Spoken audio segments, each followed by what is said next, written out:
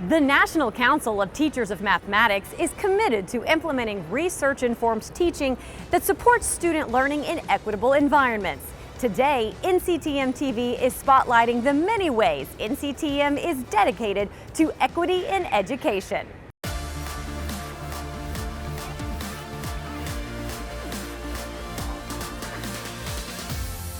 Welcome back to Washington and to NCTM 2023's annual meeting and exposition. I'm Latrenda Godfrey, your host. Today we are turning the focus to how NCTM is ensuring every person has access to high-quality teaching. We will hear more from this year's Iris Carl Equity Address speakers and take a deep dive into why systemic inequities still persist. And we will celebrate 10 years of NCTM's landmark publication, Principles to Action. Plus, we finish up our tour across the country of those working tirelessly to make sure a high-quality math education is offered to each and every student. It's a thrilling third day ahead and no shortage of ways for you to watch. You can find the latest NCTM TV episodes on the TVs placed throughout the Convention Center, on the in-house channels at our partner hotels, on the homepage of the NCTM website, and on our YouTube and X pages, formerly known as Twitter. We get started today with our focus on equity, and no one has done more for equity in mathematics than former NCTM President Iris Carl. Here now are this year's Iris Carl Equity Address speakers with how they are keeping her mission alive.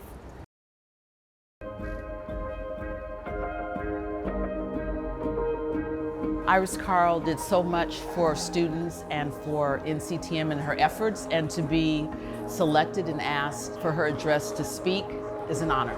Iris Carl did a lot of work for NCTM around equity and justice. She was a person who started that work early, and we stand on the shoulders of many teachers and educators, families, and communities to do this work together. One of the ways in which I challenge conventional wisdom is to put at the center students, families, and communities in pedagogy, and start to think about ways in which we can dismantle structures that are harming students. We've done a lot of work in curriculum instruction and made some great strides with regard to strong mathematics and pedagogy that has changed from the traditional in terms of offering more opportunity for students. We need to do a little more. And I think we need to also think about the mindsets and the beliefs that are still creating barriers for our students. For many of our Black and brown students, our multilingual students. So I think that we need to push a little further on what the underlying beliefs about all students being successful in mathematics are. My main concern is that we do a reset. We dismantle the structures that are making it very difficult for our students to not only just learn the mathematics, but feel joyful about the mathematics. When you attend conferences like this and you see young math educators, young teachers who are excited and willing to learn and looking at things in new perspectives, it's very exciting to think about the future.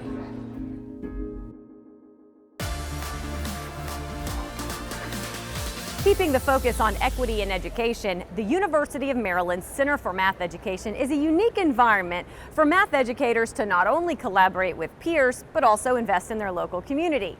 Check out how the CFME closely partners with nearby schools to advance students of color, multilingual students, and those from low-income backgrounds. The vision of the Center for Math Education at the University of Maryland is about a future where there's greater access to opportunities to do mathematical work for a wider range of people. Being situated near so many school districts is great. It's not like I'm just doing research in my office or in my space, but I get to actually go into the schools and work with teachers and teacher educators. The Center for Math Ed, the community is super important.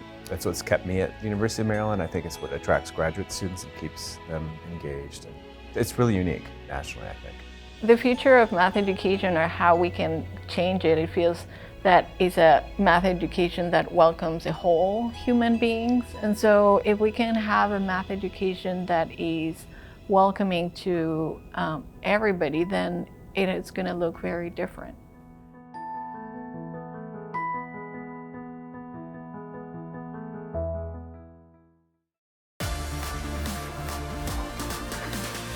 The journal MTLT reflects the current practices of mathematics education, and Editor-in-Chief Angela Barlow is here in studio with us this morning with a little bit more about the journal. Thanks for your time today. No, thank you. I appreciate any opportunity to get to talk about the journal. Well, you're wearing your pin today. Ask me about MTLT, so we're going to do exactly Excellent. that. Can you talk a little bit about MTLT's point of view? Yes, so we really take on the classroom perspective.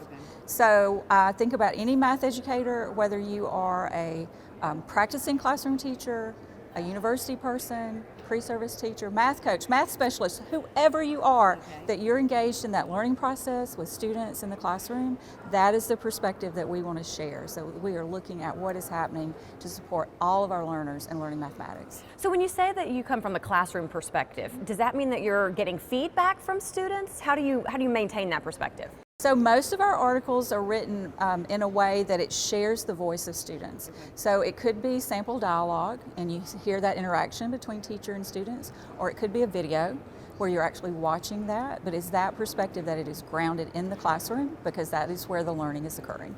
Who should be submitting to MTLT? Everyone. Okay. Everyone. This is a call for submissions. It is. Everyone should. So many times I hear some of our classroom teachers, they'll say, you know, I would never write for the journal, and why? Like, we want your voice. Okay. And if you find yourself with a great idea and you're thinking, but maybe I'm not the person to do it. Well, first of all, change that perspective. Second of all, contact me.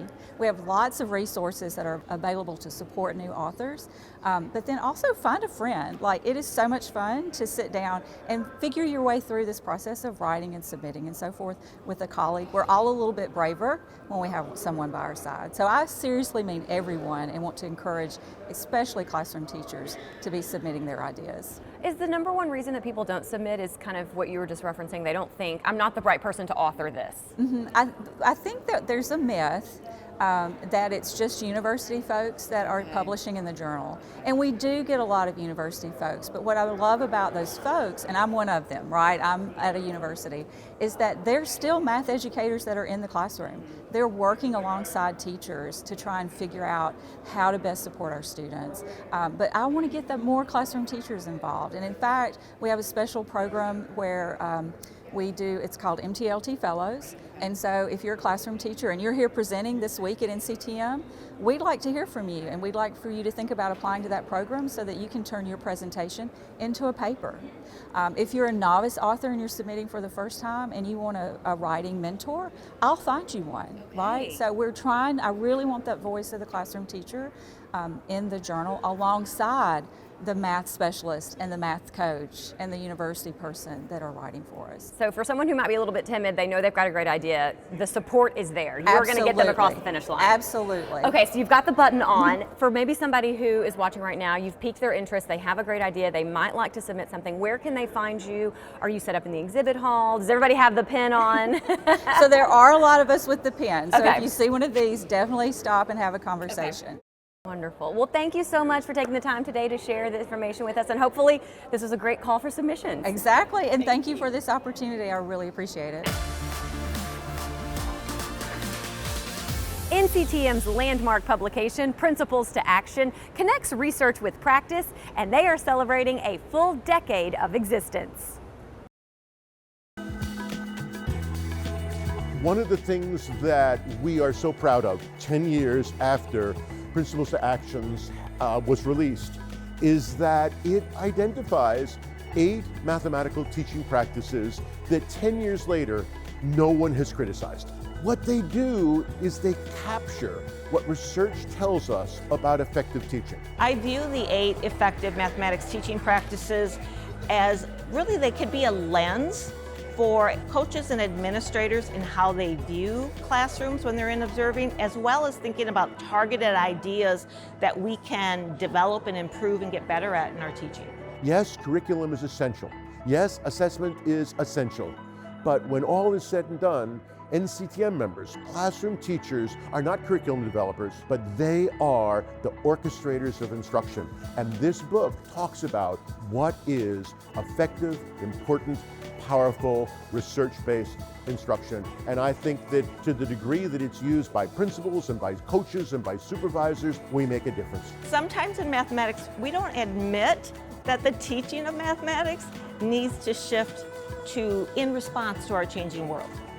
So I think right now with Principles to Action, we have really begun this national conversation about a new paradigm shift for what it means to teach mathematics, what it means to learn mathematics. My hope and dream for 10 years is really that this becomes the norm, that these 8 effective teaching practices is what we expect and what we see in classrooms each and every day.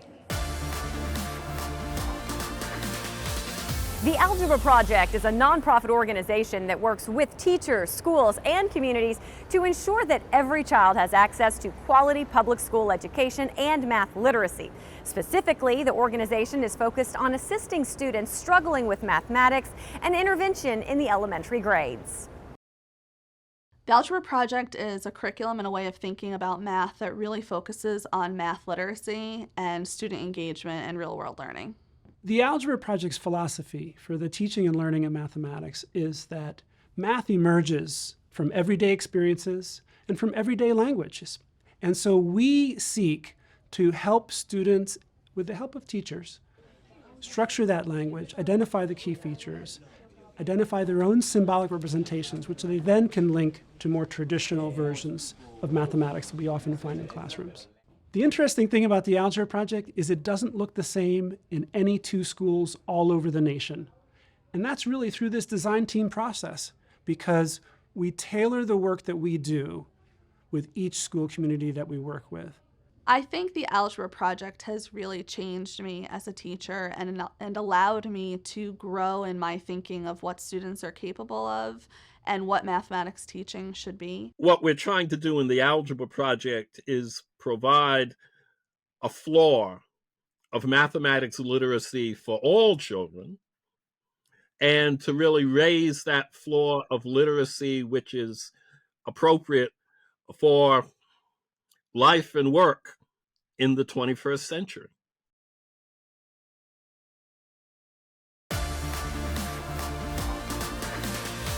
Working with school districts, program chairs, and industry partners, the Calculus Project is a grassroots-style initiative aimed at dramatically increasing the number of students of color and low-income students who complete AP Calculus in high school.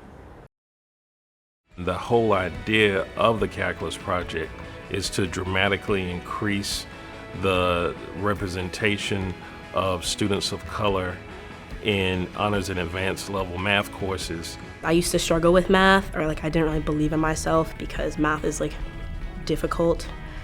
And the Calculus Project has provided me with some stability and confidence in myself.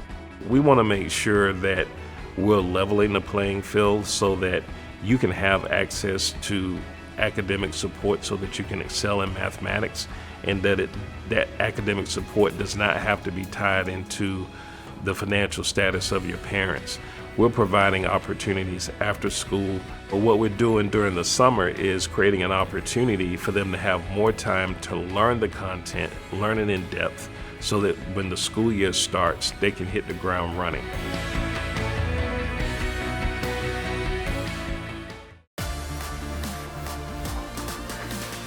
Mathematics Education Trust was established in 1976 to channel the generosity of contributors through the creation and funding of grants, awards, honors, and other projects that support the improvement of mathematics teaching and learning. MET stands for Mathematics Education Trust, and we are an independent board of NCTM that was established about 50 years ago. And over the course of the last 50 years, we've had the pleasure of being able to award grants and scholarships to in-service teachers, pre-service teachers, higher ed, coaches, supervisors, and it's just a real pleasure to be able to do this. We have more than 35 grants and scholarships now, and they average from about $3,000 to $10,000 each. All of our applications for the grants and scholarships are done online at nctm.org.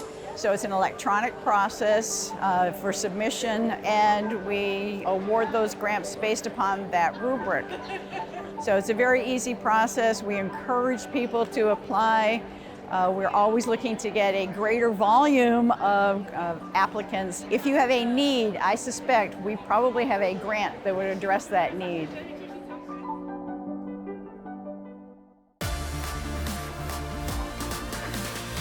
The Connecticut NOICE MTL program is a professional learning and service program for veteran secondary math teachers in Connecticut's high-needs districts.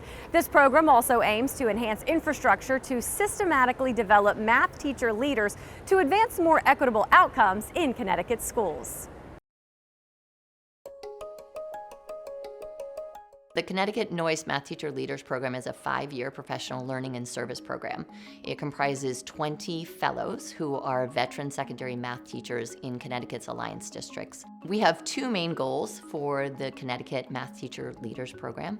One is to develop a cadre of 20 exceptional veteran secondary math teachers and support them in becoming math teacher leaders. The other is to advance the infrastructure in Connecticut so that in an ongoing way we can support the development of math teacher leaders. My hope for the broader education community is to think about how can you look at your own veteran experienced math teachers. We need to expand their capacity and support them in having an impact beyond their classroom, whether it's at the school level, the district level, or even beyond.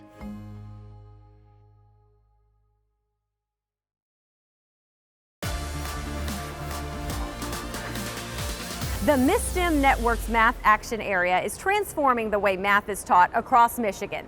Through their work, they have provided meaningful learning opportunities for young people, especially those who have been historically marginalized. The goals of the Math Action Area are intended to elevate the foundational development of mathematics and build this community of educators, teachers, administrators, and families to really build up the way we teach math and the way that kids learn math. So our tagline for our Math Action Area is that math is the language of STEM and a tool for STEM exploration. Our group is trying to think about how do we bring out the math and make it be essential? How do we get into those advanced levels and bring that out in our STEM work? This is a way for students to bring math to life. This is a way for them to really see that what they're doing is important. It's a pathway and a bridge to so many opportunities. If they can see how it's going to be useful, they'll be innovative, they'll be excited, and they will learn and they will grow in this space. And it'll be something that they want to do, not something that they have to do.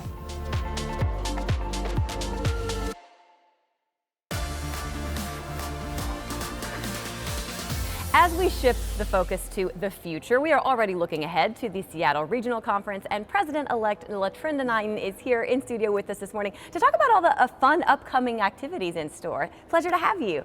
Thank you so much. I'm so happy to be here. Well, thanks for your time. I know you're very busy. We've got this conference underway. You're already looking ahead to the Seattle Regional Conference, and I know that the theme this year for that one is Everyone Belongs Here. Can you talk a little bit about that theme, how you selected it, and how does it mesh with our theme here this week? Thank you for asking me that question. Actually, for NCTM, for our conferences, we have a process where our conference chair and that committee, they have a lot of autonomy with thinking about what they want to focus on for that conference, because that's going to set the tone for the sessions, for the speakers who attend, and really that's going to be the draw that it convinces people that this is the place I want to be in. And obviously, when you look at that topic, everyone belongs here, that's exactly what we want to convey to all math educators.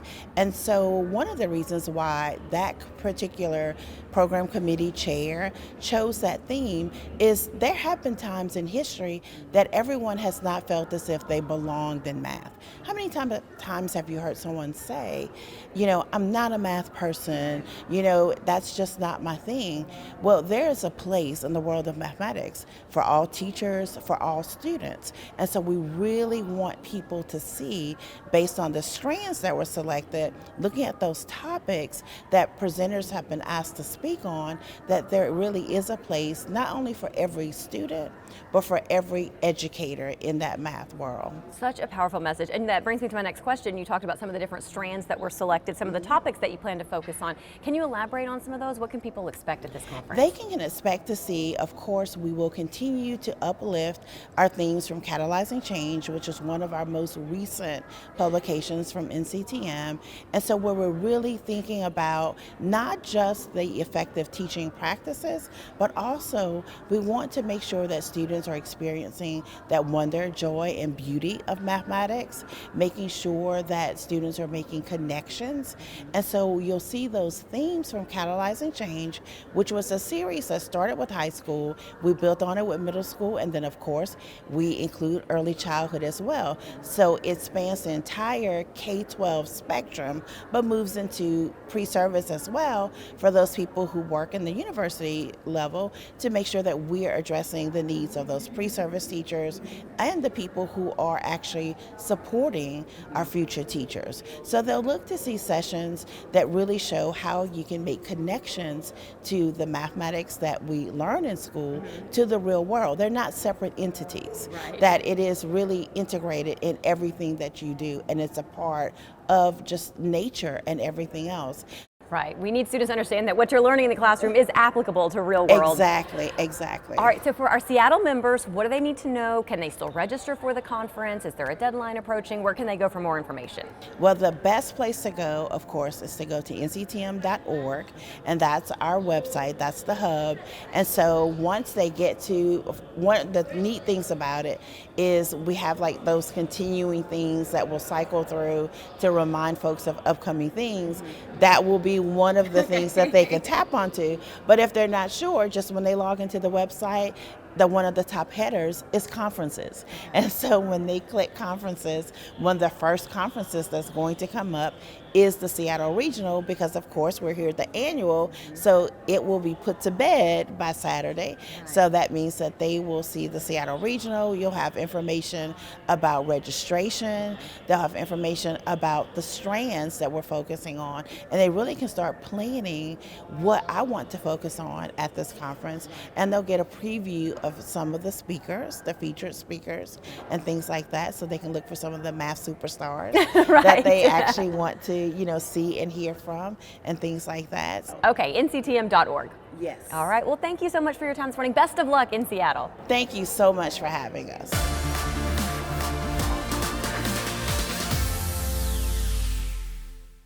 And with that, it's a wrap for NCTM TV. We may be saying goodbye, but our content lives on from the week. You can always find the latest NCTM TV episodes on the TVs placed throughout the Convention Center, on the in-house channels at our partner hotels, on the homepage of the NCTM website, and on our YouTube and X pages, formerly known as Twitter.